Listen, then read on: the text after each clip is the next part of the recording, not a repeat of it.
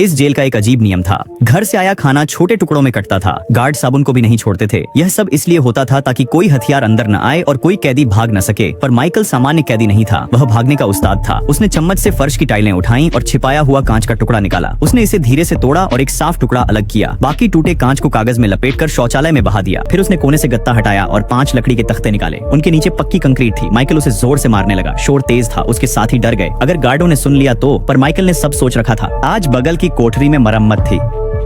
यह मौका फिर नहीं मिलेगा। जैसा सोचा था, आवाजें घुल मिल गई। गार्डों को कुछ पता न चला। जल्द ही फर्श में दरारें पड़ गईं।